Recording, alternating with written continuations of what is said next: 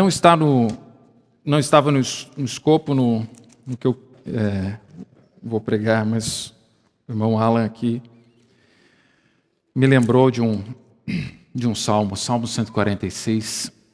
Eu queria ler,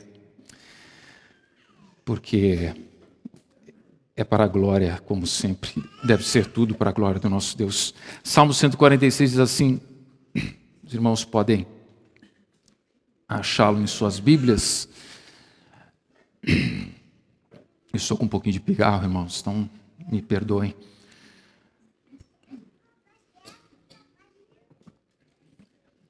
Diz assim a palavra do Senhor: Aleluia! Louva, ó minha alma, ao Senhor. Louvarei ao Senhor durante a minha vida. Cantarei louvores ao meu Deus enquanto eu viver. Não confieis em príncipes, nem nos filhos dos homens, em quem não há salvação. Sai-lhes o espírito e eles tornam ao pó. Nesse mesmo dia perecem todos os seus desígnios. Bem-aventurado aquele que tem o Deus de Jacó por seu auxílio, cuja esperança está no Senhor, seu Deus, que fez os céus e a terra, o mar e tudo que neles há, e mantém para sempre a sua fidelidade, que faz justiça aos oprimidos e dá pão aos que têm fome. O Senhor liberta os encarcerados, o Senhor abre os olhos aos cegos, o Senhor levanta os abatidos, o Senhor ama os justos, o Senhor guarda o peregrino, ampara o órfão e a viúva, porém transtorna o caminho dos ímpios. O Senhor reina para sempre. O teu Deus, ó Sião, reina de geração em geração. Aleluia. Aleluia. Amém.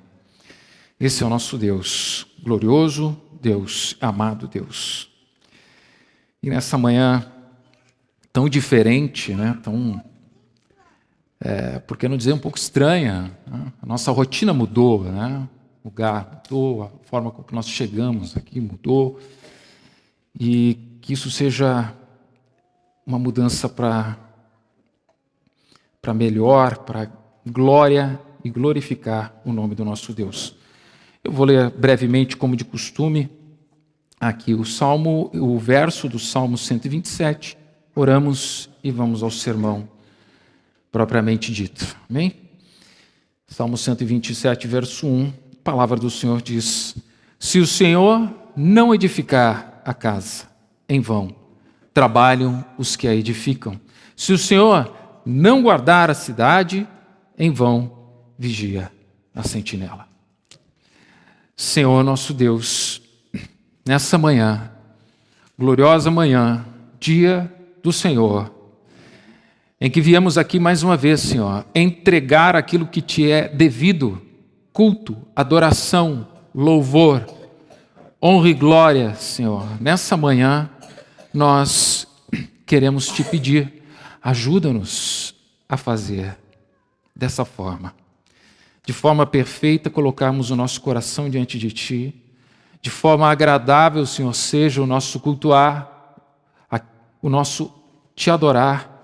Seja, Senhor, agradável a Ti nessa manhã. Ajuda-nos pelo Teu Espírito Santíssimo, porque até mesmo isso, Senhor, nos é, ó Deus, difícil por causa do pecado, Senhor, que veio, que está em nós. Ajuda-nos nessa manhã, ajuda aqui eu, o pregador, Senhor, a pregar a Tua palavra com fidelidade. Ajuda-nos e ajuda-me pelo Teu Espírito. E assim, pelo mesmo Espírito, Senhor, que o Senhor possa nos ajudar cada um dos que aqui estão, a receber, a entender essa palavra, Senhor. Ó Deus, e tê-la como vida em suas vidas. Que seja, Senhor, para o Teu louvor e glória, não seja de outra forma. Que assim nós possamos prover e cumprir. E o Senhor, nessa manhã, graciosamente, ao receber o que te é devido, nos dá, por Tua misericórdia e graça, o Teu ensinamento, a Tua palavra santa e verdadeira, para que possamos caminhar nesses dias. Nós te agradecemos com esperança e fé, em nome de Cristo Jesus. Amém. A impressão minha está falhando um pouquinho? Não? Amém. Então, irmãos, nessa manhã vamos dar uma pausa, então, à exposição que nós geralmente fazemos da carta de Paulo aos Romanos. Aos que nos visitam, nós temos como regular fazer aqui a pregação em cima de um livro, de uma carta, e expor propriamente o texto bíblico para que tenhamos clareza do que o texto fala em seu contexto, o que ele realmente quer dizer, que estejamos, que tanto o pregador, né, esteja rendido ao texto e não diferentemente. Mas essa manhã, devido também a esse momento transitório que vivemos, inédito e histórico, eu quero pregar em função de uma reflexão. Na verdade, é uma pregação em cima de uma reflexão derivada do Salmo 127, mais especificamente, então, do verso 1. E nessa manhã de tanta alegria, nossa, realmente não tenho palavras para descrever, ver os irmãos nesse lugar, conversando, animados, estão em comunhão, com alegria, com entusiasmo, e um lugar tão acolhedor, assim, aconchegante, pelo menos eu acho, tenho visto. Então, dá vontade de a gente ficar aqui e conversar e passar esse tempo juntos. Isso é misericórdia, irmãos. Nós temos que ter isso muito claro em nossa mente. Esse momento onde nós estamos vivendo algo histórico na vida da Igreja Batista Esperança. Nesse dia em que nossos corações pulsam no ritmo dessa alegria, nessa manhã eu quero pregar a respeito da soberania de Deus. E esse Deus, essa soberania que nos trouxe até aqui. E também falar da responsabilidade nossa, dos filhos de Deus para com Ele. Na verdade, houve um pequeno erro no meu título ali da pregação, mas ele é a glória de Deus e o serviço cristão, como aqueles que respondem a Deus de uma forma específica. O Deus pelo qual existimos. Uma reflexão sobre a soberania de Deus e a nossa responsabilidade. E todos que estão aqui, que vivenciaram essa longa jornada, podem contar, irmãos. Isso é um fato. Como nós podemos contar aos filhos, aos netos, às pessoas, o que Deus tem feito e fez. Todo esse trajeto tem uma história, existe uma história verídica aqui, fatos de uma caminhada, uma jornada com Deus dessa igreja, vendo sua forte mão, poderosa mão, sustentar, levantar um povo em meio a inúmeras lutas nessa cidade. Mais uma vez, isso é graça. Mas com essas bênçãos vem também um novo chamado para nós, que não é novo, na verdade, mas digamos que ele se renova aqui, um chamado à maturidade, ao zelo, ao serviço. Esse é o momento que Deus tem nos, talvez, dado. E assim como os israelitas reconstruir os muros de Jerusalém sob a liderança de Neemias, agora somos chamados a edificar, a construir, não paredes de pedra, mas um ambiente de adoração, de amor, de comunhão e de serviço, como é devido à vida dos filhos de Deus. Edificar em um só alicerce, a palavra de Deus. Ou, como diz Efésios mais propriamente, Efésios 2, 20, edificados sobre o fundamento dos apóstolos e profetas, sendo Ele mesmo, Cristo Jesus, a pedra angular. Então, eu quero, a partir dessa reflexão, desse versículo, que nós reconheçamos que Deus nos trouxe até aqui. E que é na dependência, no poder de Deus que nós seguiremos. Que nada somos se Ele não for em nós, no que nós somos e no que nós fazemos. E por fim, a nossa responsabilidade na edificação da igreja de Deus. Não só paredes, isso até como um secundário, mas nossa responsabilidade em edificação uns para com os outros, para que esse lugar seja igreja quando nós somos igreja. E esse sermão e deve ser um convite à dependência, à humildade, à dependência contínua do Senhor para o futuro da igreja. Então, nesse versículo tão singelo, verso 1 do Salmo 127, nós temos assim verdades brutais, e devem ser, verdades que devem e precisam mexer na nossa alma, tanto aquietar como agitar. Estranho, aquietar e agitar. Só a palavra de Deus pode fazer com que essas duas coisas, aparentemente tão distintas, elas convivam, estejam juntas, sejam presentes em nossa vida. O Salmo 127, ele está inserido, e aqui é importante nós sabermos alguns elementos desse salmo, Ele está inserido entre os cânticos de peregrinação e tradicionalmente cantados pelos israelitas durante a subida a Jerusalém. E é atribuído a Salomão, o que traz um contexto de importante sabedoria, obviamente, e aqui olhando para a construção realmente também, inclusive a reflexão sobre o trabalho humano diante da soberania divina. Aqui nesse verso, nós encontramos no verso 1, possui duas linhas que nós chamamos de paralelismo sinônimo, Onde é que nós encontramos isso? Ele diz: se o Senhor não edificar, e aqui eu quero que esse edificar seja dito como, digamos até traduzido, mas o sentido de edificar aqui é construir.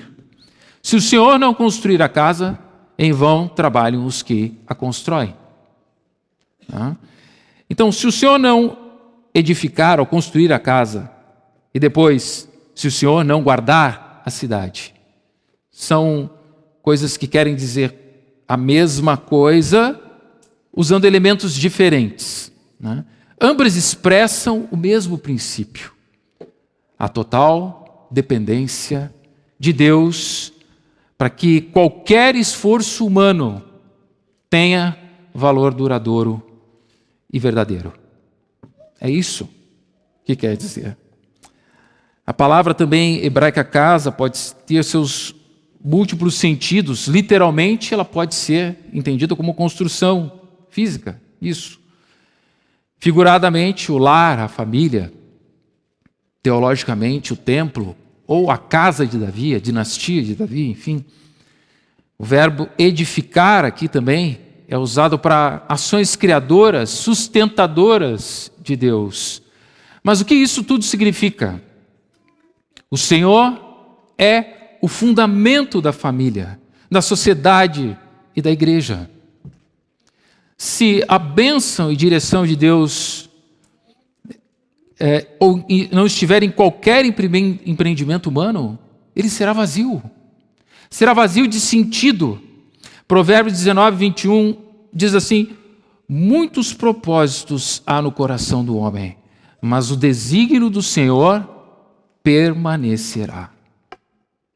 Muitos propósitos, nosso coração se enche de vontades e desejos, inquietudes, mas o desígnio do Senhor permanecerá. Ele é firme e concluirá aquilo que se propõe. Irmãos, vivemos em dias em que o nome de Deus ele tem sido tomado de forma leviana. Muitos o veem apenas como um meio de alcançar seus propósitos, seus interesses nesse tempo inócuo, em coisas que são temporais, banais. Mas a Escritura nos encaminha e leva nossos olhos para entender que tudo existe para a glória de Deus. Tudo. E o homem, criado à sua imagem, foi feito para glorificá-lo e desejosamente desfrutar também dele para sempre. A palavra de Deus nos chama a viver sob essa perspectiva, debaixo dessa perspectiva, da glória de Deus, como o fim supremo de todas as coisas. O fim último de todas as coisas. Deus é a origem absoluta de tudo que existe. O universo, a vida, a história, tudo procede dele. No livro do profeta Isaías, Deus se apresenta e o profeta relata, Isaías 45, 5, ele diz: eu sou o Senhor e não há outro. Fora de mim não há Deus. O Catecismo Batista de 1693, a pergunta 2 diz assim: qual o fim principal do homem? E a resposta: o fim principal do homem é glorificar a Deus e deleitar-se nele para sempre. O seu fim último é esse, o seu propósito, nosso propósito é glorificar a Deus. Não há outro propósito maior que esse. Se esse lugar é edificado, é para o louvor e glória do Deus que nos deu a vida, que nos criou a sua imagem. O apóstolo Paulo nos diz que Deus é fonte, é sustentador e o fim de todas as coisas. Romanos 11:36, nós vimos há pouco tempo na nossa exposição, que diz, o texto que nós conhecemos, porque dele e por meio dele e para ele são todas as coisas. Isso tem que estar na nossa mente, no nosso coração, quando nós acordamos pela manhã, quando nós vivemos nosso dia, quando nós trabalhamos. Essa verdade é a única verdade que permanece e vai além dos nossos dias. Esse corpo vai perecer, mas ela vai transcender. E ainda o apóstolo Paulo nos choca de certa forma. Choca, porque se nós lermos com cuidado, meditação, isso deve chocar. E ao mesmo tempo, faz descansar. Coisas que só a Escritura consegue fazer. Quando ele prega o Evangelho aos atenienses, ele não apenas cria, ele diz, Deus não apenas cria, mas ele sustenta. E nós podemos ouvir ele nos afirmar isso no relato de Atos dos Apóstolos, capítulo 17, versos 24 a 28. O Deus que fez o mundo e tudo que nele existe, sendo Ele mesmo, sendo Ele Senhor do céu e da terra, não habita em santuários feitos por mãos humanas, nem é servido por mãos humanas, como se de alguma coisa precisasse, pois Ele mesmo é quem a todos dá vida, respiração e tudo mais. De um só fez toda a raça humana para habitar sobre toda a face da terra, havendo fixado os tempos previamente estabelecidos e os limites da sua habitação, para buscarem a Deus, se porventura, tateando, o possam achar. Bem que não está longe de cada um de nós, pois nele vivemos e nos movemos e existimos, como alguns dos vossos poetas têm dito, porque dele também somos geração. Toda a nossa vida está aqui. Respiramos e vivemos por causa dele. Não existe nada sem os seus decretos, o bater do coração, a queda de uma folha, a ascensão e a queda de impérios, de governos, tudo acontece de acordo com a sua vontade soberana e livre. Ainda assim, Ele é sempre bom, nada menos que bom. Podemos não entender certas coisas, mas Ele permanece sendo bom, fiel e bom. E por fim, todo o propósito da criação, da redenção e da história é a glorificação de Deus. Jonathan Edwards, contemplativo nas Escrituras e na própria criação, como ele gostava de caminhar e contemplar e pensar nas coisas de Deus, ele diz o que a Bíblia já relata: Deus é o fim último de todas as suas obras. E isso significa que a sua existência, meu irmão, a sua existência não é um fim em si mesma, mas é um meio para glorificar o Criador. Você vive para glorificá-lo. E essa percepção percorreu o coração, a mente de homens na história. Temos vastos relatos. Mas aqui Jeremias nos diz, capítulo 10, verso 6, ele diz: não há absolutamente ninguém comparável a ti, ó Senhor. Tu és grande e grande é o poder do teu nome. E nós podemos, nos nossos dias, quantas vezes nós paramos para meditar, ler e declarar essas verdades diante de Deus. Não há absolutamente ninguém comparável a ti, ó Senhor. Tu és grande, e grande é o poder do teu nome. O salmista reconhece, sabe também, dizendo, Salmo 31, verso 15, a primeira parte ele diz: nas tuas mãos estão os meus dias. Vejam, irmãos,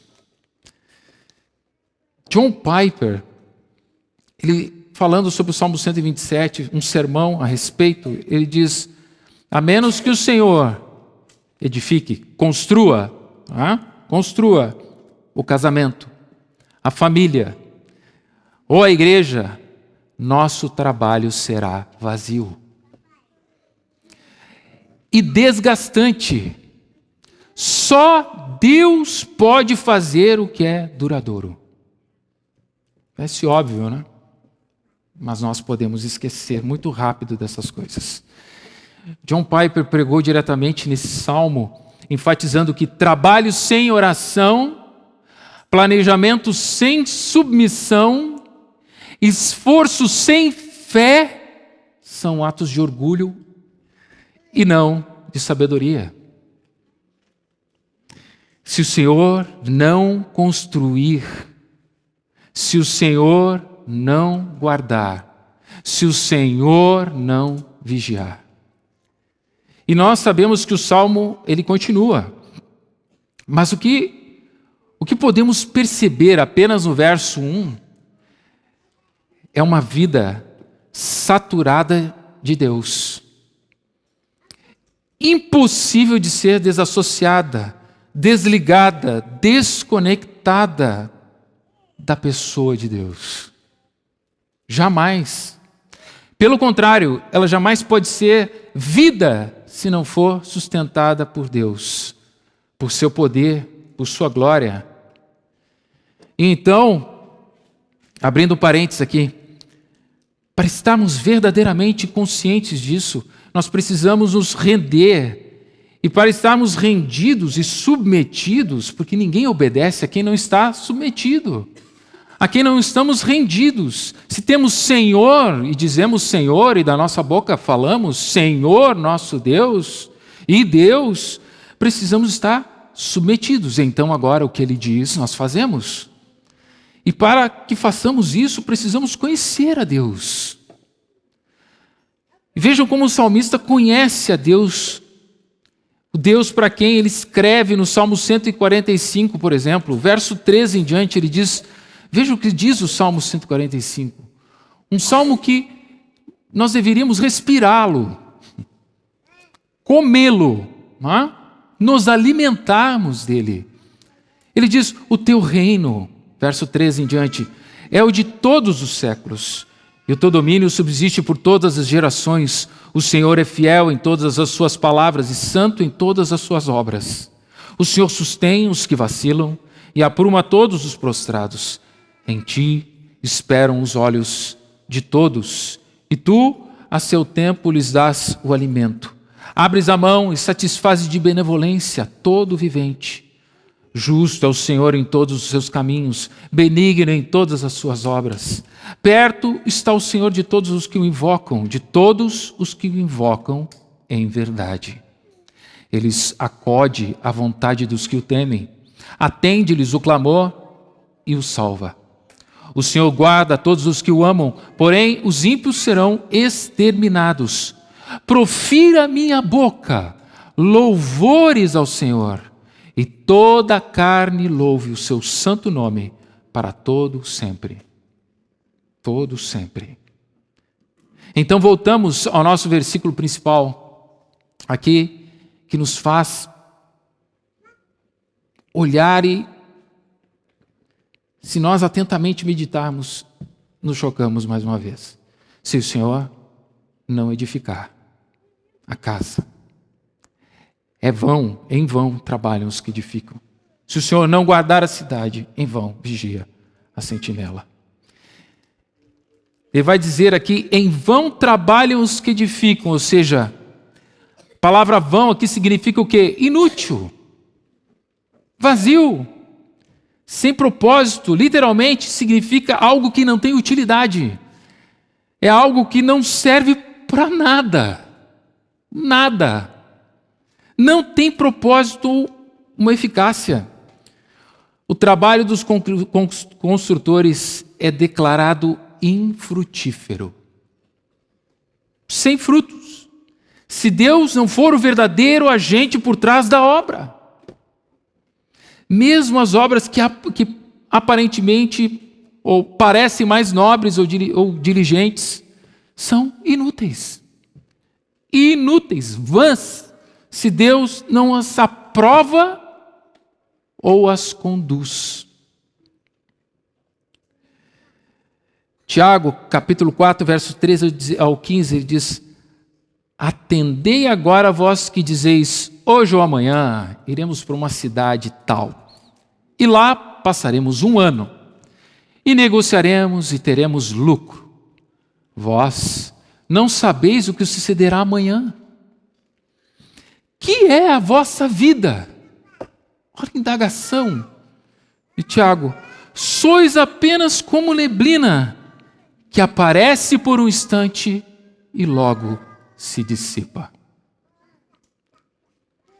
Em vez disso, deveis dizer, se o Senhor quiser, não só viveremos, como também faremos isto ou aquilo.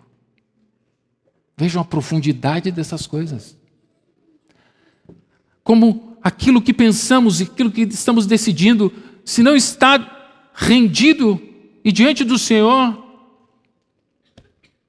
loucos, o que é a vossa vida? O que é? Se vivermos, faremos isto ou aquilo. Sua providência ou sua providente mão e a sua graça divina precisam estar em favor dos que assim trabalham. Precisamos saber quem é esse Senhor que constrói, que edifica. Precisamos conhecê-lo, precisamos olhar para Ele e nos maravilharmos tanto que desejaremos segui-lo. Desejaremos fazer a sua vontade, será Ele o nosso exemplo supremo e absoluto, e a nossa dependência estará nele. Nele. Possamos nós falarmos como salmista.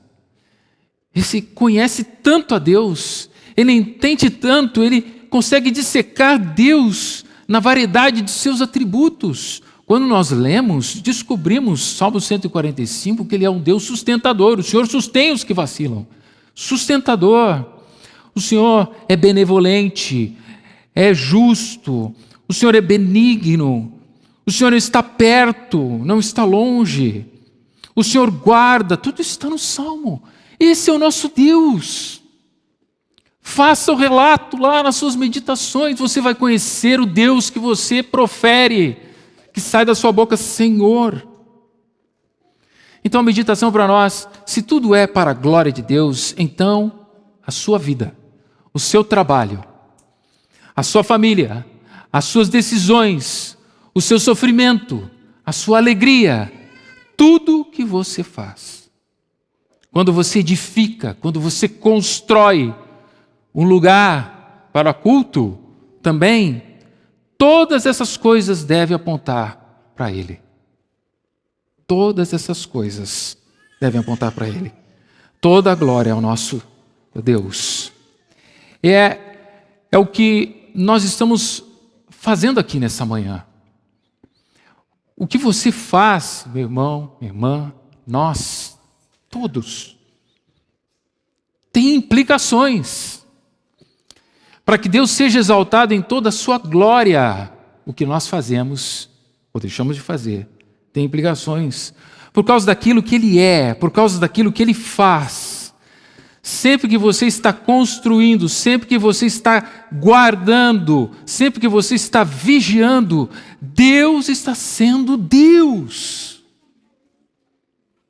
Deus está sendo Deus, porque quando nós construímos, Deus está construindo. Quando nós estamos guardando algo, Ele está guardando. Quando nós estamos vigiando, Ele está vigiando. Um não pode sem o outro, ou ele pode sempre, nós sem ele nunca. E se algo está acontecendo, Ele é quem está fazendo. Ele é quem está fazendo. Mas qual a nossa responsabilidade então? Qual a responsabilidade do homem diante da glória de Deus e o seu soberano poder sobre nós? Que é isso que nós vemos. Se o Senhor não fizer, tudo é inútil. E essa soberana glória de Deus e poder sobre nós. A Confissão de Fé Batista de 1689, seu capítulo 2, titulado Deus e a Santíssima Trindade. Os homens que se debruçaram para fazer essa confissão, no parágrafo 2, dizem assim: Deus tem em si mesmo e de si mesmo toda a vida, glória, bondade e bem-aventurança. Somente Ele é o autor, ou é autossuficiente, em si e para si mesmo.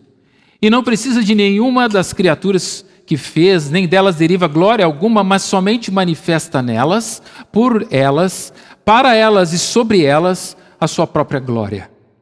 Ele somente é a fonte de toda existência, de quem, através de quem e para quem são todas as coisas, tendo o mais soberano domínio sobre todas as criaturas, para fazer por meio delas, para elas e sobre elas, tudo quanto lhe agrada.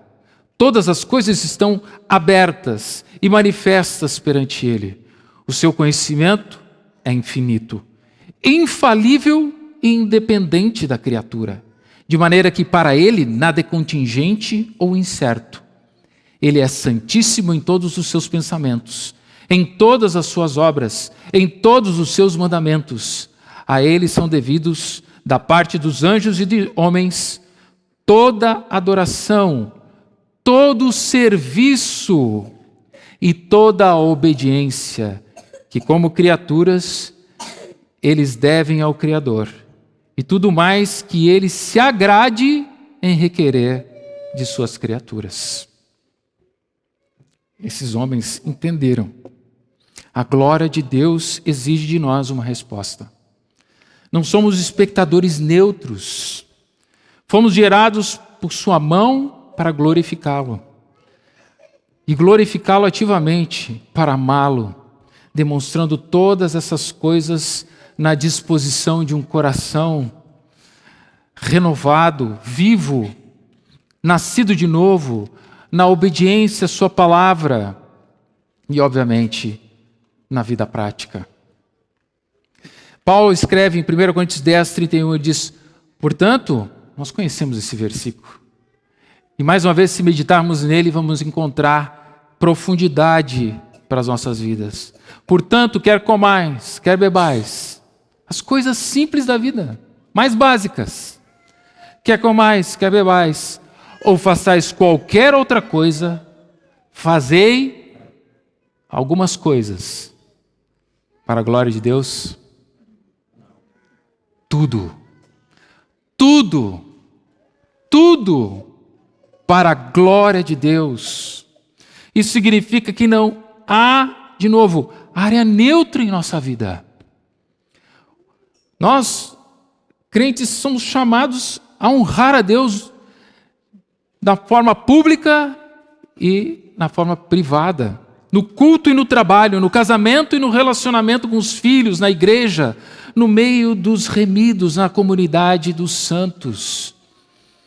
Nós não nos reunimos para simples ajuntamento aqui, irmãos, de pessoas, nós nos reunimos para santo ajuntamento, diante de Deus. E isso é graça, mais uma vez, um favor que Ele nos dá. Olhamos para Deus como tendo soberania absoluta. Como servos seus, somos chamados a confiar nos seus decretos, mesmo quando não os compreendemos. Jó é um exemplo, ele nos diz, Jó 42:2, ele diz: bem sei que tudo podes, e nenhum dos teus planos pode ser frustrado. Isso vem um pouquinho antes de ele dizer: eu falei o que não sabia. Eu falei de coisas que eu não entendia. Jó sabia, ou sabia que não sabia. Basta nós entendermos que nós precisamos olhar para Deus como aquele que Ele é, glorioso e supremo, majestoso Deus e amado Deus. Se Deus é glorioso, temos o dever, então, também, aqui, de proclamá-lo. A igreja existe para tornar conhecido o nome do Senhor entre todas as nações. Salmo 96, verso 3, anunciai entre as nações a sua glória, entre todos os povos as suas maravilhas. A igreja existe para proclamar o amor de Deus, esse amor que Deus derrama, amando uns aos outros. Evangelho de João 13:35, nisto conhecerão todos que sois meus discípulos, se tiverdes amor uns pelos outros. Nós não vamos poder falar aqui exatamente toda o propósito da igreja aqui hoje, mas temos que pegar o cerne. E para isso, pergunte-se nessa manhã: minhas escolhas têm refletido a glória de Deus? Estou me submetendo à sua vontade com alegria? Tenho proclamado o seu nome aos que me cercam? Estou dando a resposta exigida por Deus com e através da minha vida? Se olhamos para Deus como nosso fim último e olhamos para Cristo como nosso Cristo, Deus e Senhor, sabemos também que tudo está em função, óbvio, da nossa união com Cristo. Nossa união. Então, se existe algo para edificar, se existe algo para ser construído e erguido, tudo está em função da nossa união com Cristo. Se existe um serviço a ser feito, se devemos fazer alguma coisa em resposta a essa glória, seja em nossa mudança de disposição de coração, seja em operosidade da vida, tudo deve estar rendido a Deus por meio de Jesus Cristo.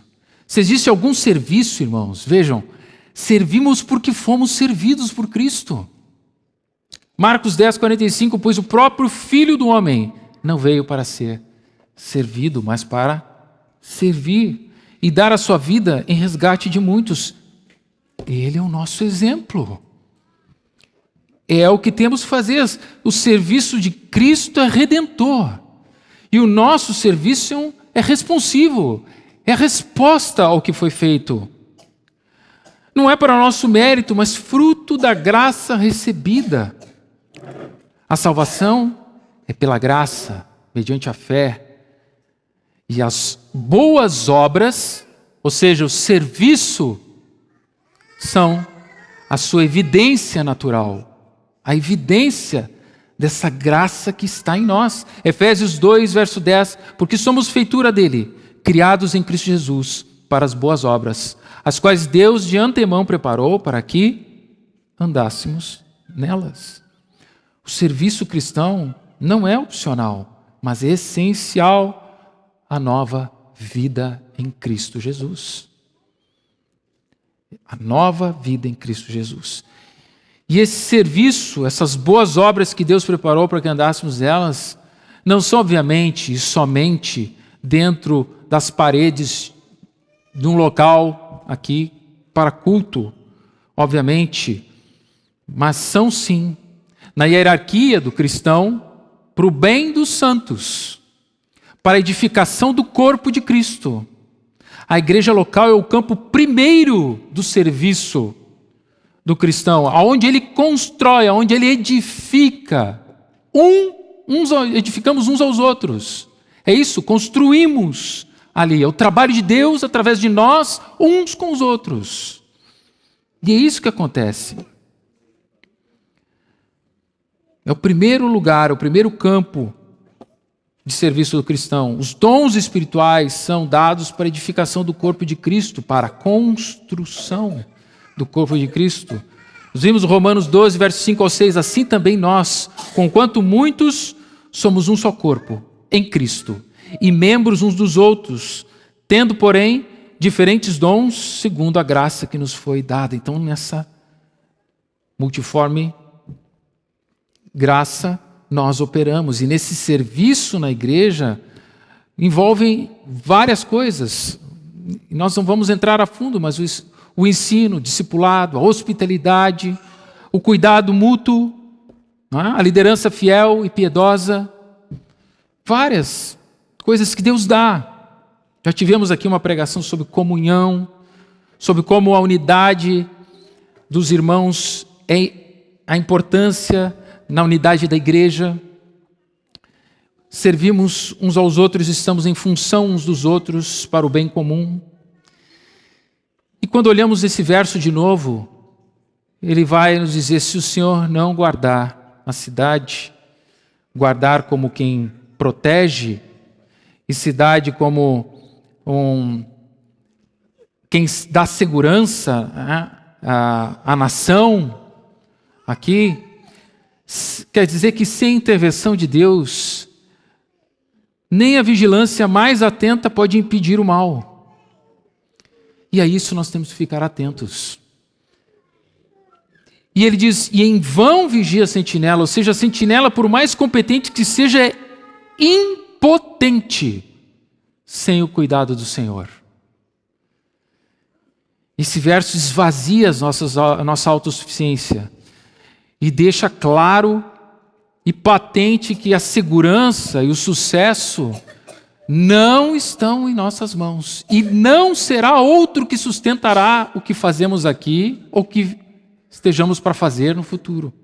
Será a própria mão de Deus, por meio e utilizando o clamor daqueles que estão aqui, daqueles que Ele colocou, dos filhos de Deus, daqueles que foram regenerados no coração e agora podem amar. Não esforços humanos ansiosos por fazerem para a sua própria glória.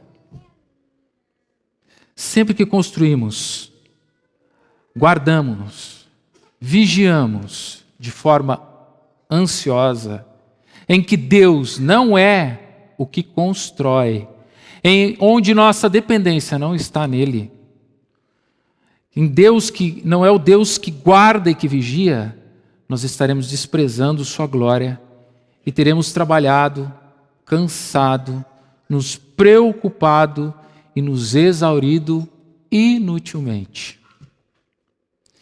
Isaías 64:4 diz assim: porque desde a antiguidade não se ouviu, nem com ouvidos se percebeu, nem com os olhos se viu Deus além de ti, que trabalha para aqueles que nele espera. Ou aquele que nele espera. O que fica para a nossa reflexão nessa manhã? Sem Deus, tudo é inútil e vazio. Se Ele não for, nada é. Nada é. Também temos uma responsabilidade, uma resposta a ser dada diante desse poder e glória, desse Deus que sustenta, desse Deus que edifica, desse Deus que guarda, desse Deus que vigia. Temos uma resposta a ser dada.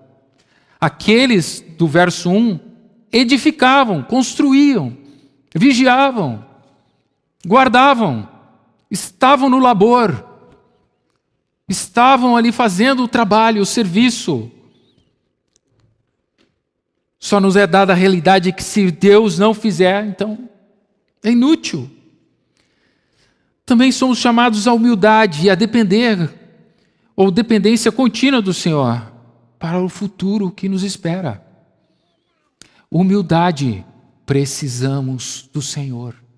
É aquela que, quando nós vamos à oração, tem que estar ali.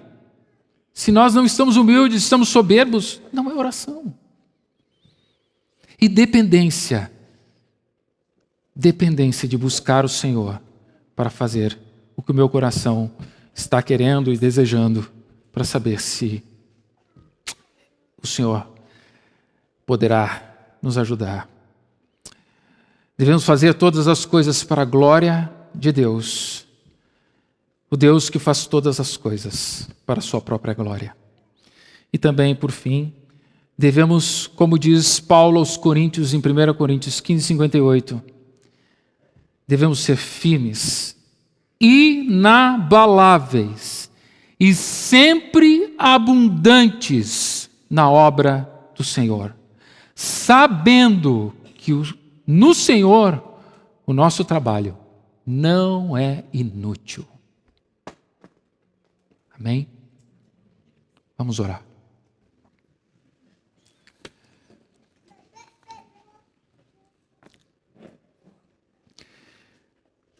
Senhor, nessa manhã, em que nossos lábios não sabem exatamente expressar, Senhor, toda a alegria, todo o êxtase, tudo que vem ao nosso coração, Senhor, ó Deus, em ver que Tu, Senhor, tens feito tudo, que das Tuas mãos, ó Deus, temos edificado, porque Tu tens edificado.